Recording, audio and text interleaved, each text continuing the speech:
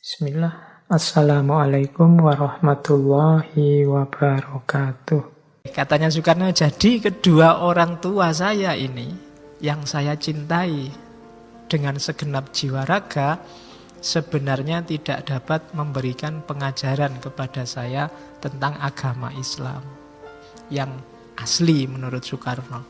Karena dua-duanya tidak original dalam tanda petik. Maka Soekarno punya semangat belajar Islam yang tinggi, meskipun dia wawasannya ya banyak, luar biasa. Wawasan pertama dia dapatkan dari Pak Cokro. 2 minggu yang lalu kita ngomong tentang beliau.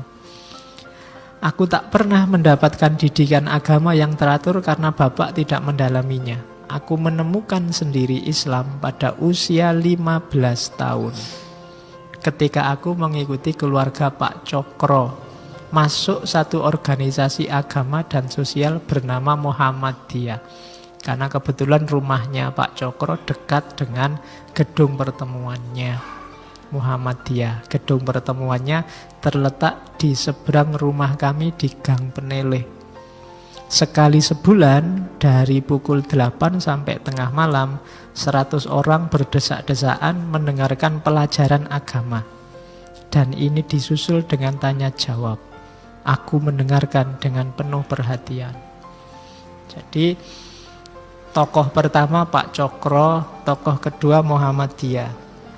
Zaman itu yang jadi idola dijadikan guru oleh para tokoh pergerakan Budi Utomo termasuk SI. Di antara guru idolanya adalah Pak Kiai Haji Ahmad Dahlan. Termasuk tokoh yang dikagumi juga oleh Soekarno. Kapan-kapan kita harus ngomong beliau. Jadi Haji Ahmad Dahlan ini nama aslinya Muhammad Darwis. Keturunan ke-12 dari Syekh Maulana Malik Ibrahim. Meskipun nanti dia tinggal di Mekah 5 tahun, di situ dia nanti banyak belajar tentang pembaharuan termasuk Afghani, termasuk Muhammad Abduh, termasuk Rashid Ridho dan Ibnu Taimiyah. Setelah dari Mekah 5 tahun, namanya Muhammad Darwis diganti Ahmad Dahlan. Zaman dulu kan begitu, orang yang kira-kira namanya nggak terlalu Islam setelah haji diganti. Mungkin hari ini masih mentradisi. Sama kayak orang Jawa. Orang Jawa itu biasanya kalau sudah tua pakai nama Jawanya lebih kental lagi. Nanti Ahmad Dahlan ini kembali lagi ke Mekah. Setelah kembali ke Indonesia beberapa lama, terus sekitar 1903 Ahmad Dahlan balik lagi ke Mekah sekitar 2 tahun. Di situ nanti dia berguru pada Syekh Ahmad Khotib Sambas. Guru yang sama yang di situ ada Kiai Haji Hasyim Asy'ari. Jadi di situ mereka sebenarnya satu perguruan.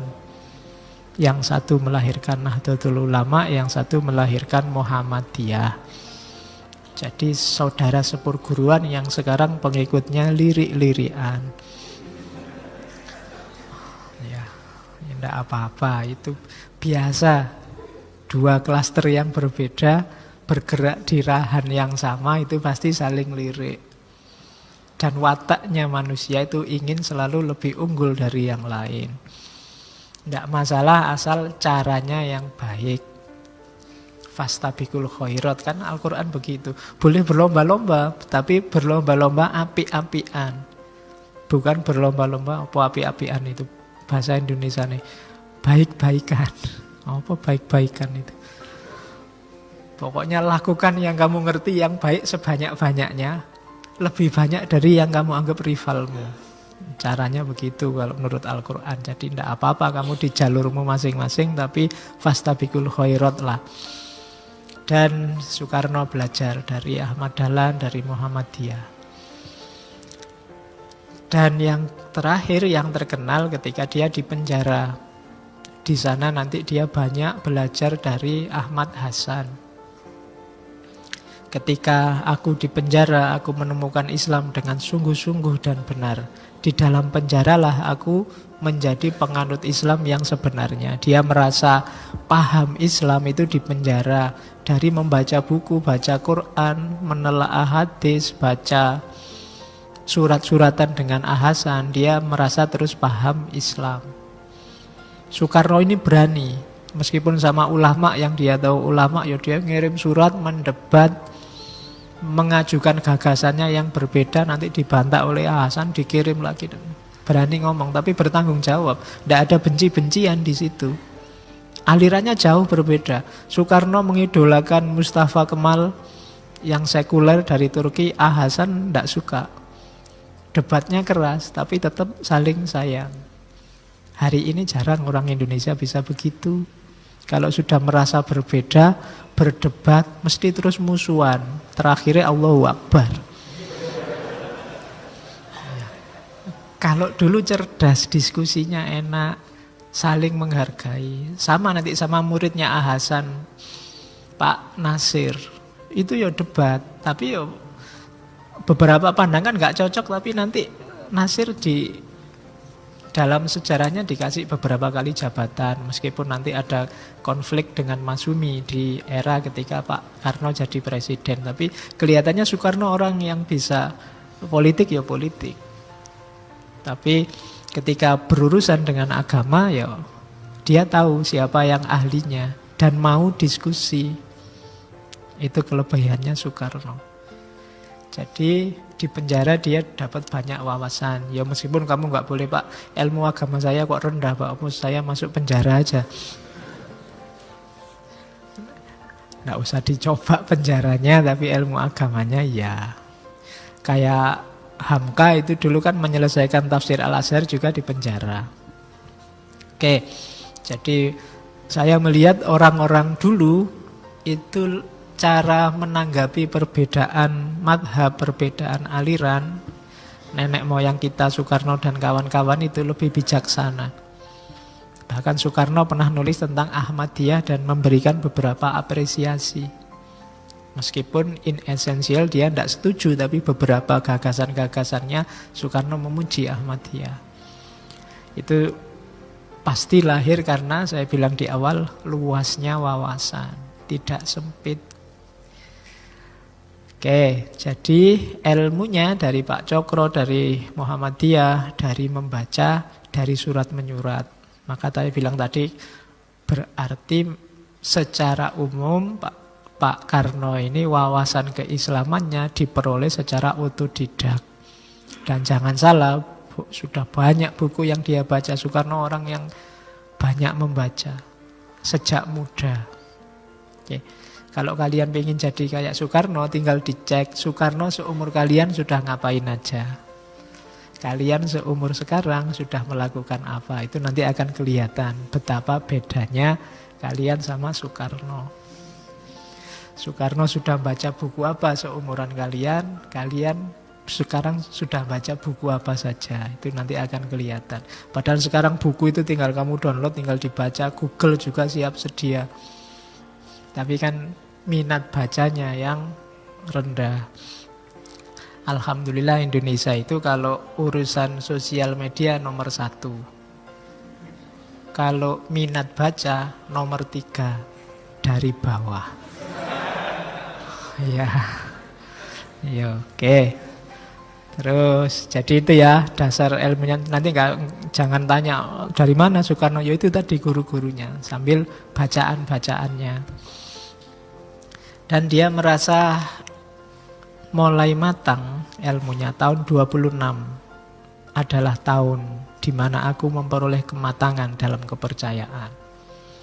Aku beranjak berpikir dan berbicara tentang Tuhan. Ini sudah mulai dalam, mulai filosofis. Sekalipun di negeri kami sebagian terbesar rakyatnya beragama Islam, namun konsepku tidak disandarkan semata-mata kepada Tuhannya orang Islam. Pada waktu aku melangkah ragu, memulai permulaan jalan yang menuju kepada kepercayaan, aku tidak melihat Yang Maha Kuasa sebagai Tuhan kepunyaan perseorangan. Menurut jalan pikiranku, maka kemerdekaan seseorang meliputi juga kemerdekaan beragama. Itu kesimpulan semacam ini pasti hasil bacaan yang luas dan renungan yang panjang. Untuk menyimpulkan bahwa Tuhan itu tidak milik individu atau kelompok tertentu. Ini susah, keluar dari perangkap ego bahwa Tuhan yang paling benar itu Tuhanku, itu berat. Orang untuk nyampe ke sana butuh banyak wawasan. Tapi Soekarno sudah sampai bahwa enggak. Seandainya kamu yakin Allah itu Tuhan semesta alam, ya semesta alam itu kan enggak cuma dirimu isinya. Kelompok lain juga masuk semesta alam, masuk alam semesta. Mazhab lain juga masuk alam semesta. Kalau menurutmu Allah ini Tuhan pencipta alam semesta, berarti Allah itu Tuhannya mereka semua. Urusan mereka ngakui apa tidak, itu kan urusan lain. Jadi ya itu urusan mereka. Mereka tidak mengakui, tapi Allah Tuhannya mereka semua juga Tuhan kita. Kalau Allah Maha Penyayang, Allah menyayangi kita juga menyayangi mereka semua. Wong semua juga hasil ciptaan Allah. Kalau kita menciptakan sesuatu kan ya semua kita sayangi. Allah juga begitu. Pasti sayang dengan semua ciptaannya. Jadi enggak, Tuhan yang Maha Kuasa itu bukan Tuhan milik perseorangan. Tapi Tuhan milik semuanya.